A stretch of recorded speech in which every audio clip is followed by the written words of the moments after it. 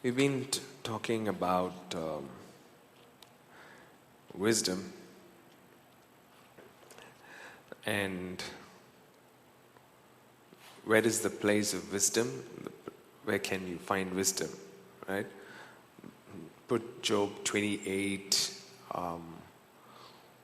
27 onwards in New King James. Job 28, 27 onwards. Then he saw God saw wisdom and declared it, and he prepared it indeed, and he searched it out. And to man he said, come on, behold, the fear of the Lord, that is wisdom, and to depart from evil is understanding. Put verse 27 again. He saw wisdom and declared it. He prepared it indeed, and he searched it out. So God prepared this wisdom for man, and he then looks at man and says, behold, the fear, verse 28, behold, the fear of the Lord is wisdom. Come on, say, behold, the fear of the Lord is wisdom, and to depart from evil is understanding. So we saw this, how the fear of the Lord is different from being scared of God. And fear of the Lord is when you really, really understand His love, His goodness, His loving kindness. Your heart trembles because of His goodness, and you don't want to do anything that would hurt Him, right? Your heart is literally trembling because of His love for you, His goodness for you. And that trembling is what is called the fear of the Lord, and that is the beginning of wisdom. Then following week, we saw about the connection between honor, how wisdom honors and receive, and what you can't honor, you cannot receive, right?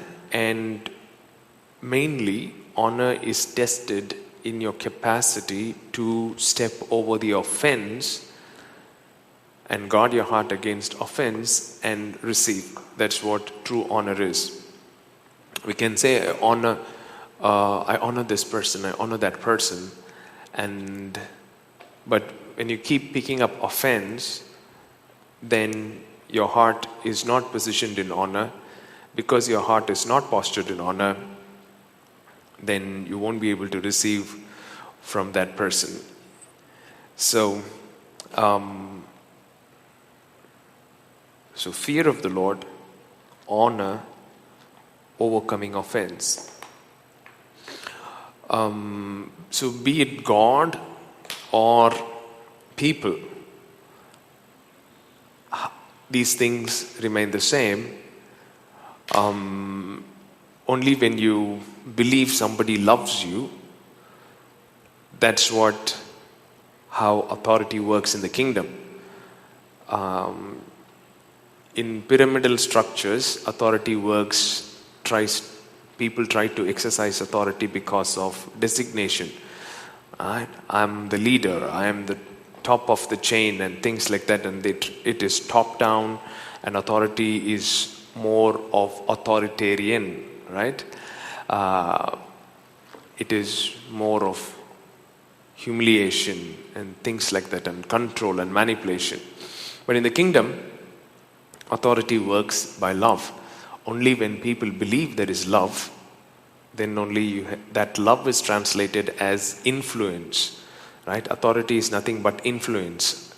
Does my word carry, any influence in your life? When I say something, do you take it seriously? That's what authority looks like in the kingdom. Yeah? And that my words having influence in your life is precisely dependent on how much you trust I love you. If you don't trust that I love you, I can say whatever I want to say, it won't even go inside of you. So, honor, fear of the Lord, overcoming offense, is all tested in this capacity of listening to instruction. So this week I'm talking about, so we said wisdom creates, and then we said wisdom honors. So this morning I want to talk about wisdom listens. Right? Wisdom listens. Come with me to Proverbs. I'm going to read from the Passion Translation.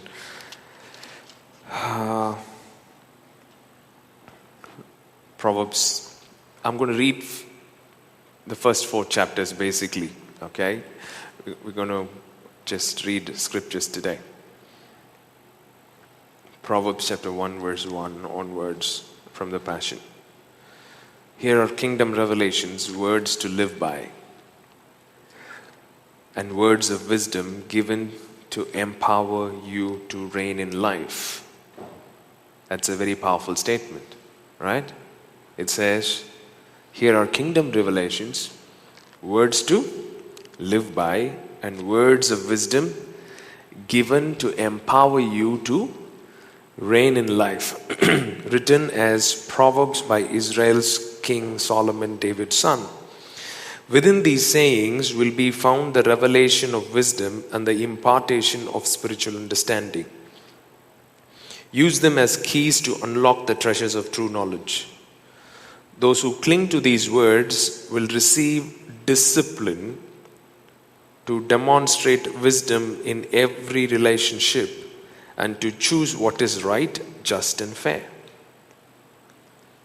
These proverbs will give you great skill to teach the immature and make them wise, to give youth the understanding of their design and destiny. For the wise, these proverbs will make you even wiser, and for those with discernment, you will be able to acquire brilliant strategies for leadership. These kingdom revelations will break open your understanding to unveil the deeper meaning of parables, poetic riddles, epigrams, and to unravel the words and enigmas of the wise. How then does a man gain the essence of wisdom? Right? We cross the threshold of true knowledge when we live in obedient devotion to God. What is that phrase all about? What is obedient devotion to God? What is that verse 1:7 in New King James? Yeah, the fear of the Lord, right? So the fear of the Lord is the beginning of wisdom. Put New King James and then switch back to Passion, just for verse 7. The fear of the Lord is the beginning of knowledge, but fools despise wisdom and instruction. Verse 5. Yeah. Read it out loud. A wise man will hear. So in the entire book of Proverbs, the only thing,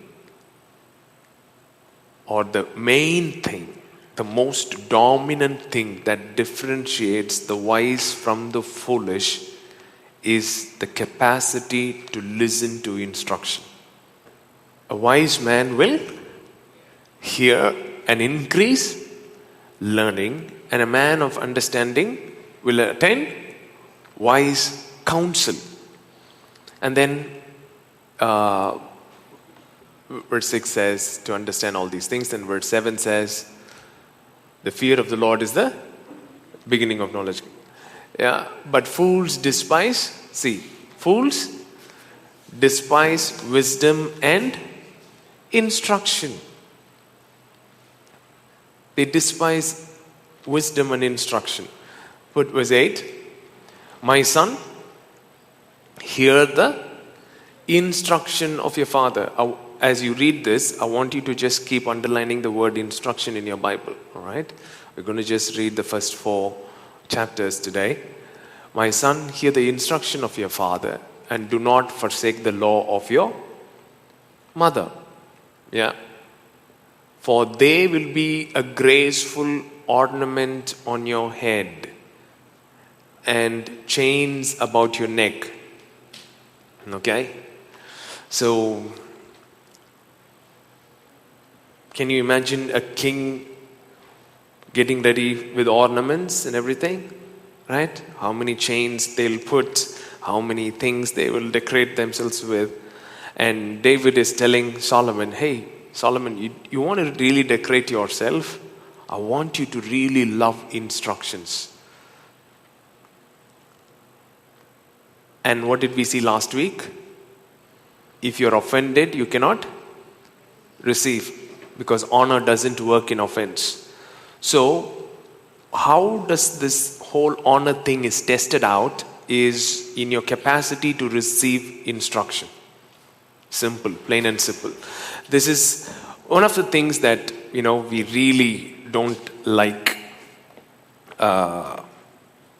to even hear.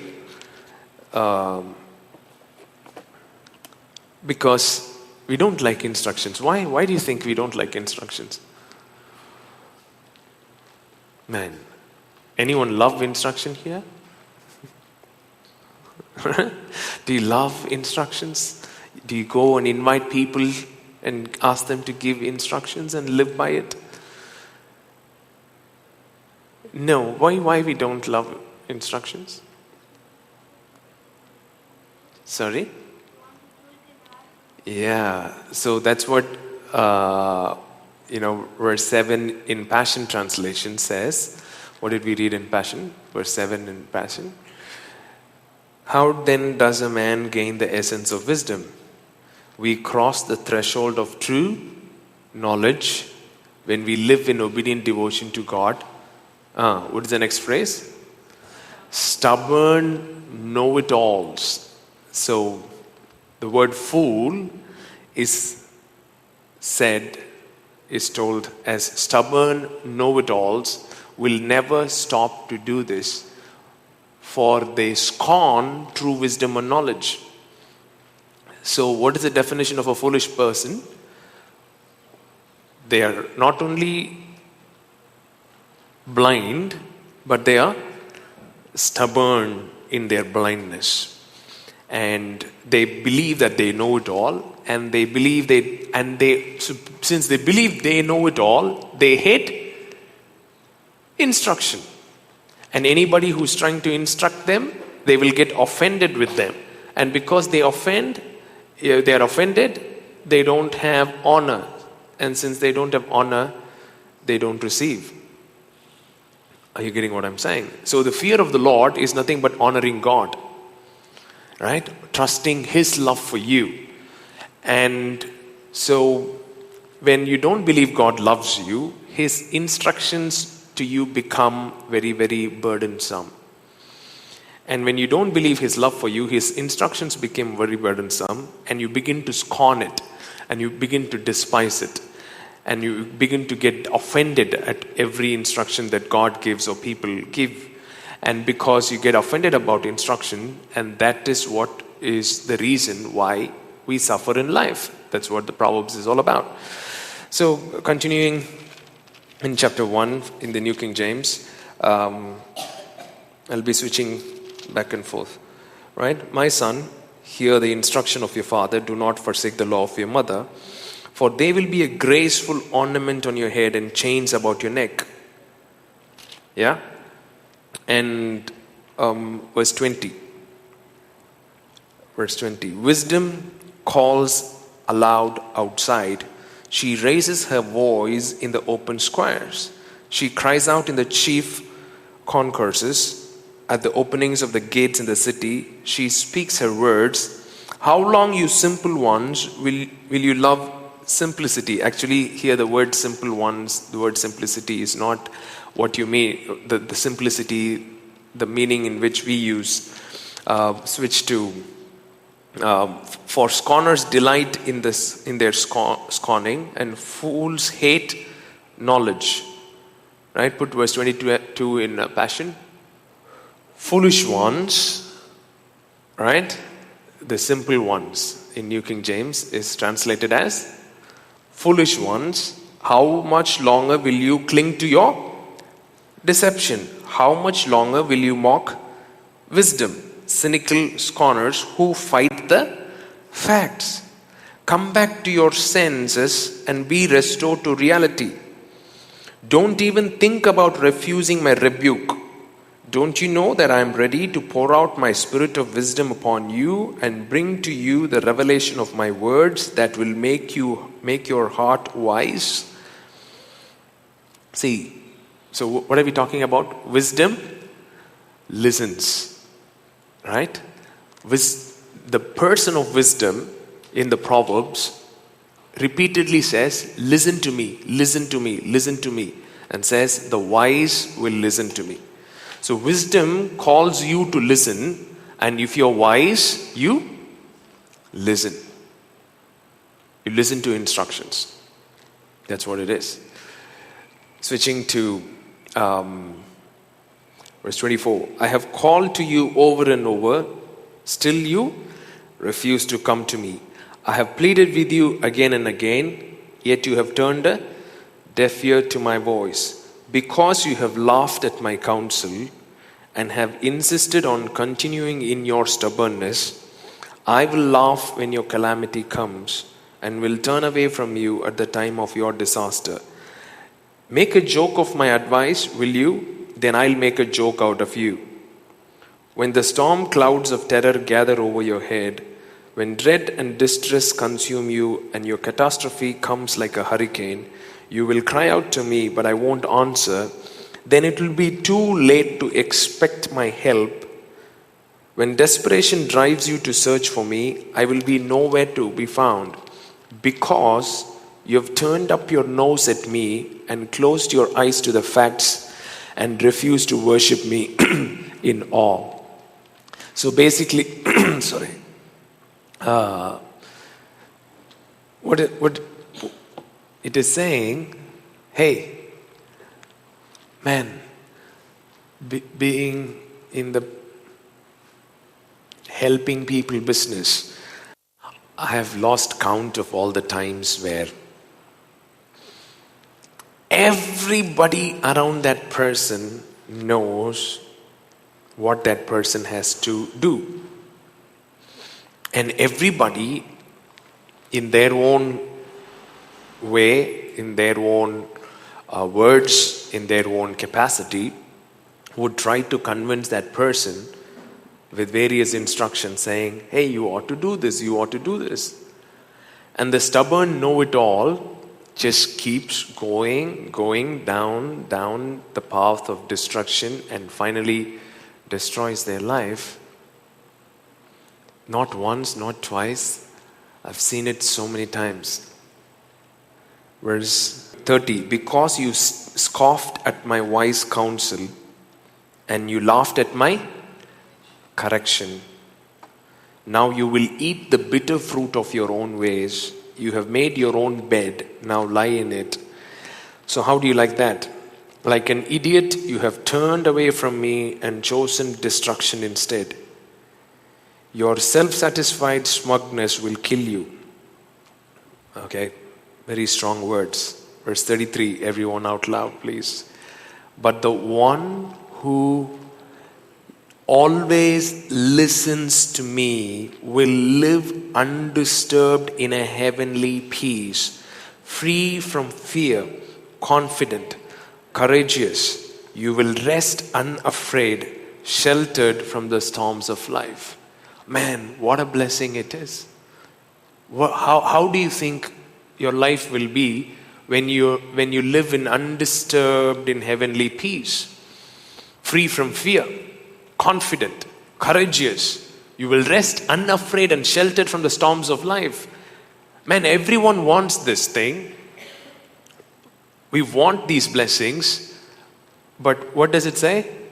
But the one who always listens to me. Very simple, right? I look at somebody and say, please believe that God is smarter than you. Please believe God is smarter than you.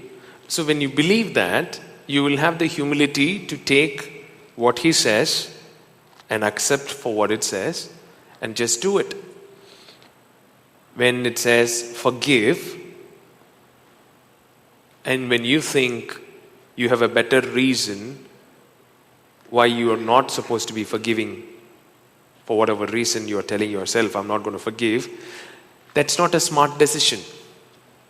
When it says do not borrow,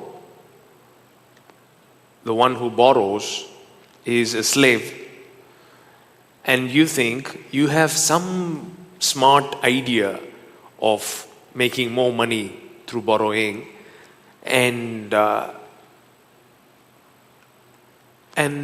you're going to end up in disaster. When it says don't try to get rich quick, don't fall for get rich quick schemes. That's exactly how the Passion Translation says.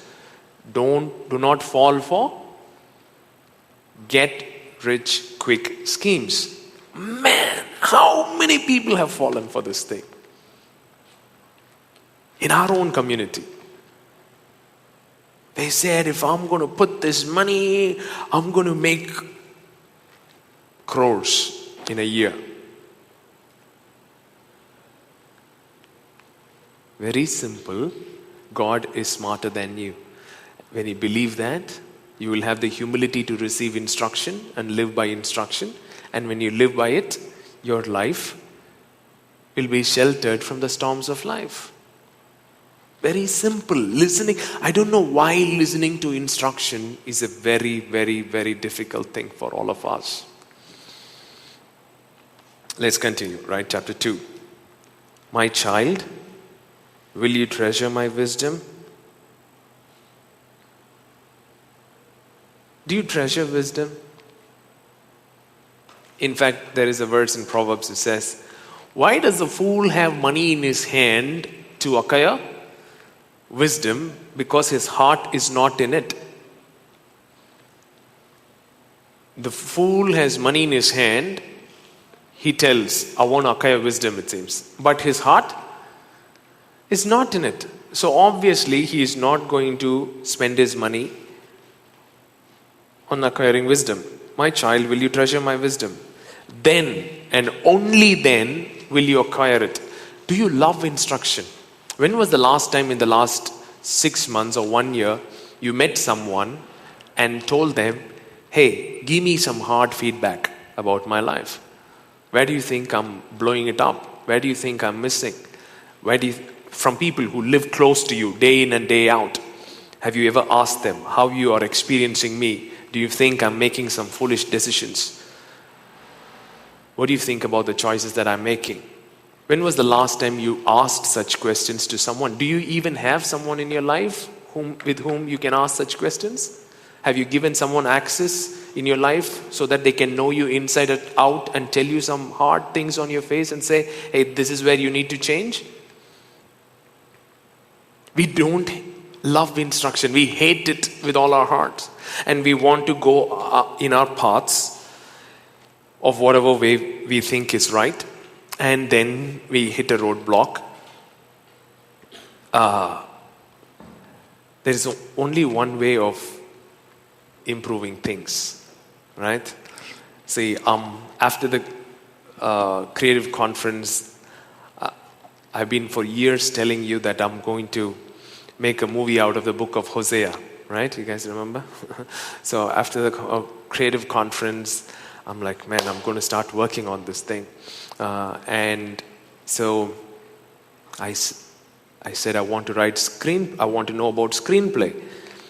So I spoke to Michael Anna, who was part of the story writing resource person. I asked him, I have a script in my head for a movie. And then he said, have you studied about screenplay? I said, no. Then he suggested few books and said, read. Right?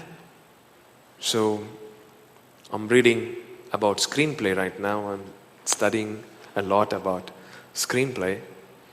So the next thing is movie making. Right? Yeah. So And then he said, I want you to write whatever is in your mind and we'll discuss. So I wrote, put everything, and I sent it to Wilson G. And I messaged him, I give you permission to spit at it and say whatever you want to say. Don't try to give me some good feedback because I'm doing this thing. Okay? Don't think your pastor is doing something, and don't give me some nice feedback. Hey, really good, fantastic. This would be a Hollywood blockbuster kind of a thing. Right? Give me hard feedback. Okay? If I have to redo the whole thing, I'm willing to redo it. Don't hold back any of your honest opinions about these things. Unless you invite people into that space, you can never improve in life. You can never improve in life. When was the last time you invited someone into your life and give hard feedback? We are not supposed to be doing this thing to the whole world. Meaning, I'm not going to put my script in Facebook and say, I invite feedback. If you want to spit at it, spit at it. I'm not going to do that. That's a foolish thing to do. But with people whom I know that they love me and they really care about me, I'm going to give them access. So here it says, the father is speaking to the son, right? Son, listen to my instruction. It's very relational. Take everyone who is going on the road, left, right, and center, and receive their feedback. No. My son, listen to my instruction. It's a relational thing. My child, will you treasure my wisdom? Then and only then you will acquire it. Only if you, come on, read it out loud. Only if you accept my advice and hide it and within. Not hide it somewhere. Put it in your heart. You take those instructions, advice, and put it in your heart. You will succeed. You will succeed. So, top artists were interviewed. Right? What is one thing that you want the upcoming creative artists to know? Or what skill you want them to have? Do you know, one way or the other, all the top guys said, we want the younger generation to listen. We want the younger generation to listen well.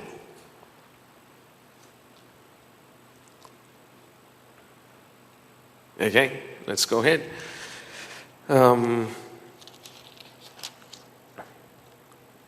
Verse 2. So train your heart to listen when I speak.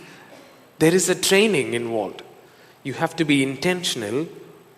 It doesn't come naturally. If it comes naturally, Bible will not be spending so many pages asking us to do these things. If it comes naturally to us, we naturally hate instruction. We naturally get offended at instructions. That's why Bible is taking its time and again and saying, hey, train your heart. Train your heart to listen when I speak. Open your spirit wide to expand your discernment, then pass it on to your sons and daughters. Yes, cry out for comprehension and intercede for insight. Comprehension is understanding. Cry out for understanding. Intercede for insight. For if you keep seeking it like a man would seek for sterling silver, searching in hidden places for cherished treasure, then you will discover the fear of the Lord and find the true knowledge of God. So I want you to see the connection between the fear of the Lord being the beginning of wisdom and honor and not being offended and instruction. I want you to see the connection between these four things, and that's what it says. In the New King James, it says, verse 4, if you seek her as silver and search for her as hidden treasures, then you will understand the fear of the Lord and find the knowledge of God. For the Lord gives wisdom, from his mouth come knowledge and understanding. He stores up sound wisdom for the upright. He is a shield to those who walk uprightly. Verse 10 says, when wisdom enters your heart and knowledge is pleasant to your soul, discretion will preserve you, understanding will keep you, to deliver you from the way of evil. Wow. Jump to chapter 3. All right? My son, do not forget my law, but let your heart keep my commands. For length of days and long life and peace, they will add to you. So when you listen to instruction, what are the things that are added to you? Length of days, long life, and peace. How many of you would want long life? Yeah? How many of you would want shalom, peace? Right? What do you need to do? Your heart receive commands, instructions. Let not mercy and truth forsake you. Bind them around your neck. Write them on the tablet of your heart. And so find favor and high esteem in the sight of God and man. Trust in the Lord with all your heart and lean not on your own understanding. Put that in Passion, right? 3:5. Trust in the Lord completely. Yeah. Trust in the Lord completely and do not rely on your own opinions. Look at somebody and say, relying on your own understanding is just holding on to your opinions as the truth. Right? What Andrew Mark says, everybody's opinion is like everyone's nose, comes in different shapes and size, but usually has a couple of holes in it. That's what opinions are. It's great to have an opinion. Yeah, we have the right to have our opinion. And we are meaning-making machines. We make meaning of everything. We constantly keep telling stories to ourselves. That's all okay. But you should know that it is still, at the end of the day, your opinion. And when you take your opinion as the reality, as the truth, then you're in trouble. That's what is to rely on your own understanding. So it says, trust in the Lord completely. Do not rely on your own opinions. With all your heart, rely on Him to guide you, and He will lead you in every decision you make. Easier said than done. In every decision you make, the Spirit of God within you has something to tell. And if you listen, and if you have the humility to let go of your opinion, of your own understanding, and rely on Him, become intimate with Him in whatever you do, He will lead you wherever you go. Come on, read it out loud. Don't think for a moment that you know it all. For wisdom comes when you adore Him with undivided devotion and avoid everything that's wrong. Then you will find the healing refreshment your body and spirit long for. Yeah, your spirit and body is longing for refreshment. But how does it come? It comes by giving undivided devotion to the Lord and to His Word, and listening to instruction and letting go of your opinion and trusting Him and doing it.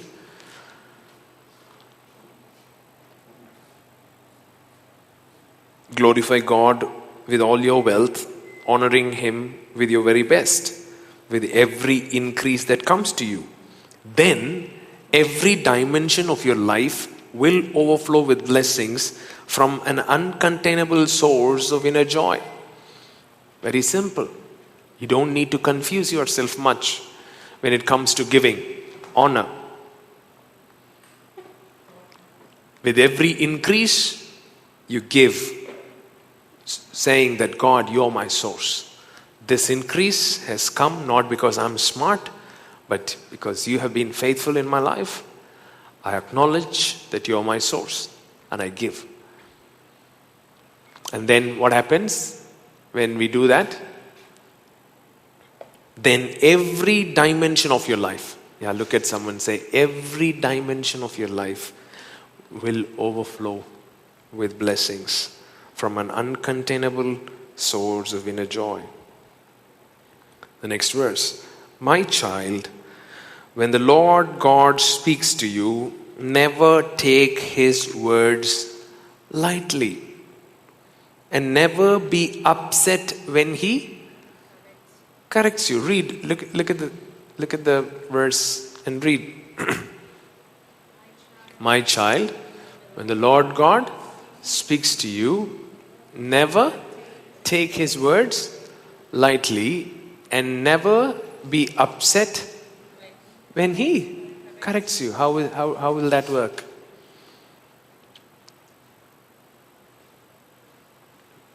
What does it take for you to receive correction without getting all upset about it?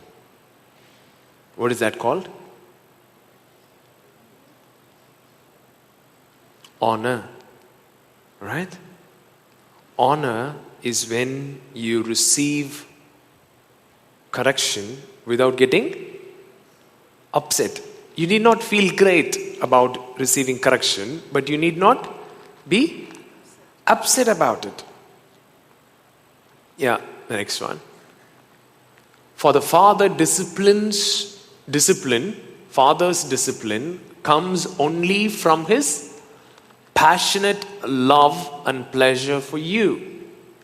Even when it seems like his correction is harsh, it is still better than any father on earth gives to his child. He says, you can trust the heavenly Father in this. Physical fathers, your human father might make mistake in the way he corrects you. He might have his own anger. He might have his own unprocessed emotion. He might have his own frustration come out in the correction process. But as far as the Heavenly Father is concerned, you can trust His correction completely, because it is way better than any human father's correction. Come on, let's read this thing out loud again. For the Father's discipline comes only from His passionate love and pleasure for you. Even when it seems like His correction is harsh, it is still better than any father on earth gives to his child.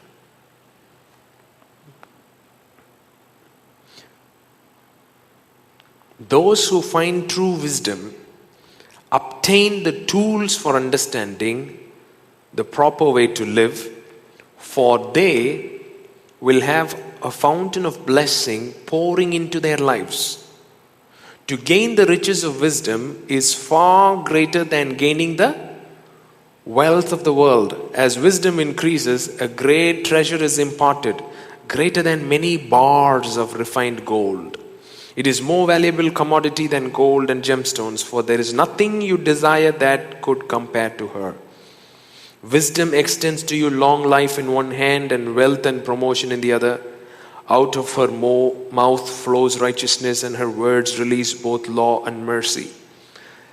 The ways of wisdom are sweet, always drawing you into the place of wholeness. Seeking for her brings the discovery of untold blessings, for she is the healing tree of life to those who taste her fruits. Verse 21. My child, never drift off course from these two goals for your life: to walk in wisdom and to discover discernment. Don't ever forget how they empower you, for they strengthen you inside and out and inspire you to do what's right. You will be energized and refreshed by the healing they bring. They give you living hope to guide you, and not one of life's tests will cause you to stumble. You will sleep like a baby, safe and sound. Your rest will be sweet and secure. You will not be subject to terror, for it will not terrify you, nor will the disrespectful be able to push you aside, because God is your confidence in times of crisis, keeping your heart at rest in every situation. Wow, that's a mouthful of blessings. That's how a blessed life looks like. But what's the secret of that blessed life? Very simple. Listen to instruction. You take the instruction and you just follow it. Very simple. He says, the Spirit of God says to do something, you do it. And you trust Him in the process. Trust Him in the process. Verse chapter 4. Listen to my correction, my sons, for I speak to you as your Father. Let discernment enter your heart, and you will grow wise with the understanding I impart. Look at the next verse. My revelation truth is a gift to you, so remain faithful to my instruction. For I too was once the delight of my father and cherished by my mother, their beloved child. Then my father taught me, saying, never forget my words. If you do everything that I teach you, you will reign in life. Can you imagine David calling Solomon? Solomon was the father's delight and cherished by his mother Bathsheba.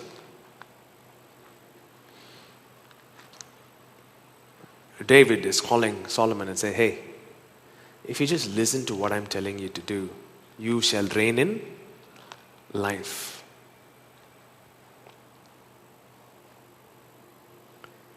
So make wisdom your quest. Search for the revelation of life's meaning. Don't let what, come on, read it out loud.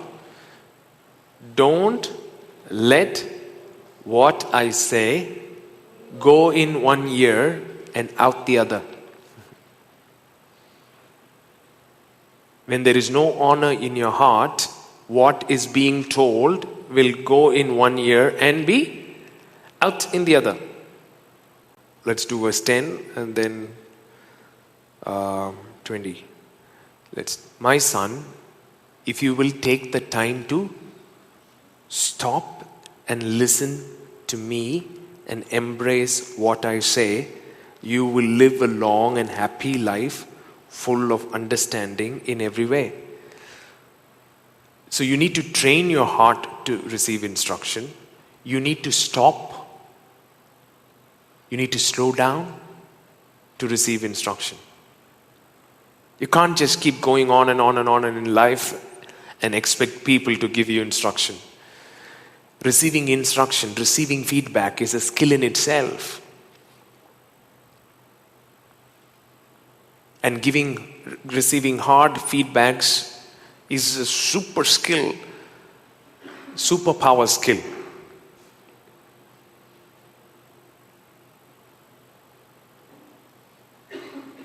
So I have few people in my life whom I have given them access.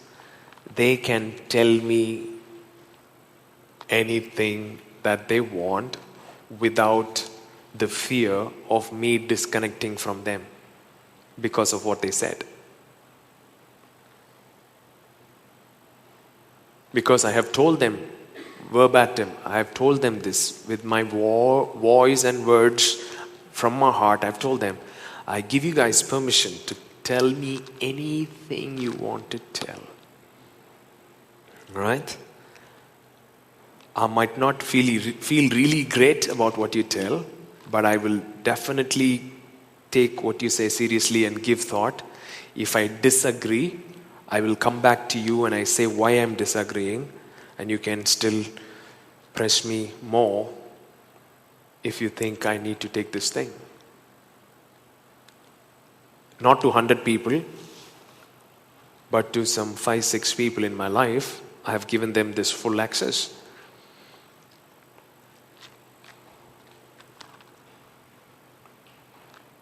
Not only to people who I look up to, people whom I lead as well. I've given them access to talk.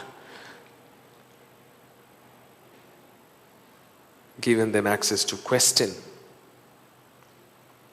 Because as I told last week, Naaman, man, he would have missed his healing if only he had not listened to his servant.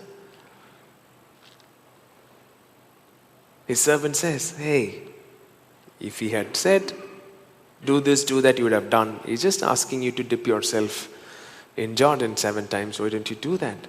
Instruction from a servant saved Naaman's life. Otherwise, he would have died. Listening to instruction is a matter of life and death. Every time somebody listened to instructions, they bypassed crazy pitfalls in life.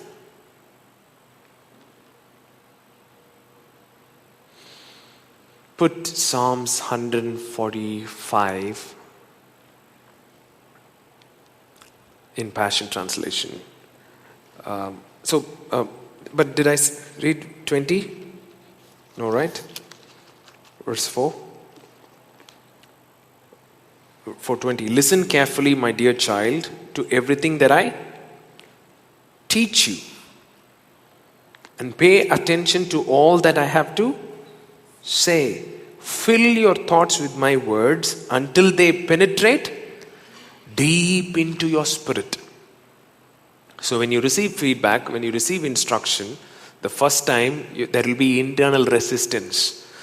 Because there is internal resistance from your mind, right? You don't give up there.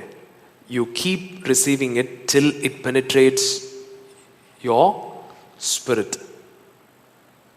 You keep coming back to it. The first time I read the book, where it says, only you are responsible for your feelings, I literally threw the book aside. I said, some loose author has written whatever he wants to write. And it was suggested by my mentor, right? So I asked him, what do you mean by nobody else is responsible for my feeling? This guy says that and you're also saying that and you're asking me to read this book. What do you mean by nobody else is responsible for my feeling? When he told that to Lavi, I felt good. But when he tells me, I don't feel good. And he looked at Lavi and said, Lavi, Jesudian is not responsible for your feeling. I'm like, preach it. That's truth right there. But when it is coming to me and says, hey, Lavi is not responsible for your feeling, I'm like, then that doesn't sound like truth. That looks like false teaching.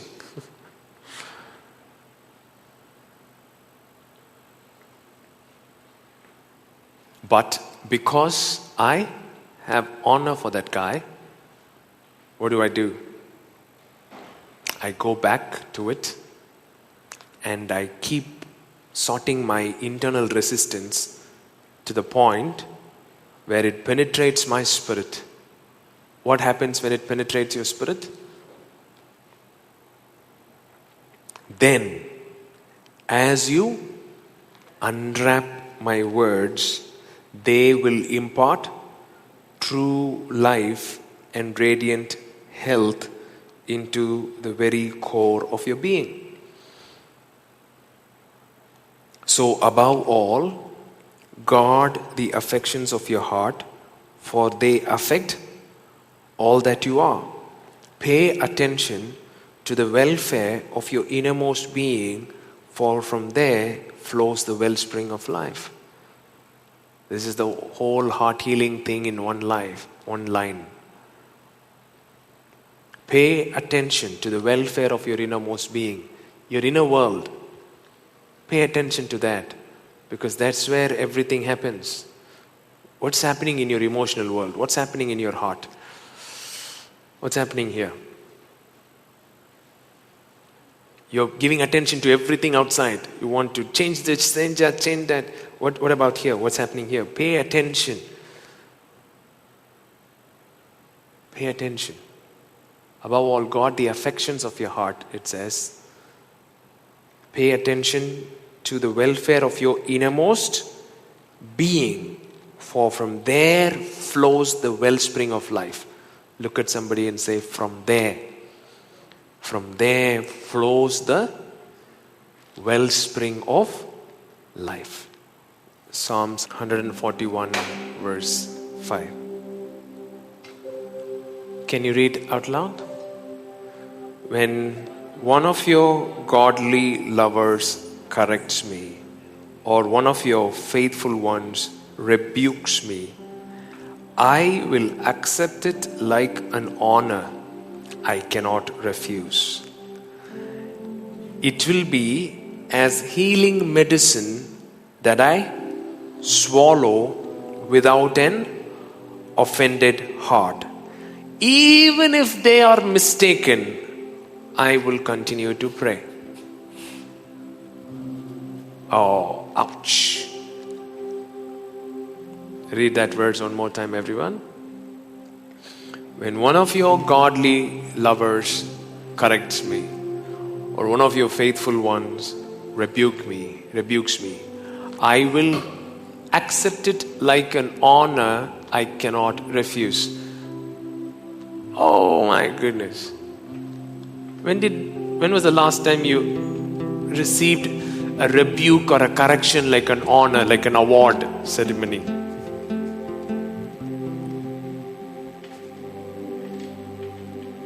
I will accept it like an honor I cannot refuse. It will be as healing medicine that I swallow without an offended heart. Even if they are mistaken, I will continue to pray. So, here, right in this word, it connects honor, instruction, offense, right? All these three things are super connected. Yeah. So it would be very, very easy to be offended.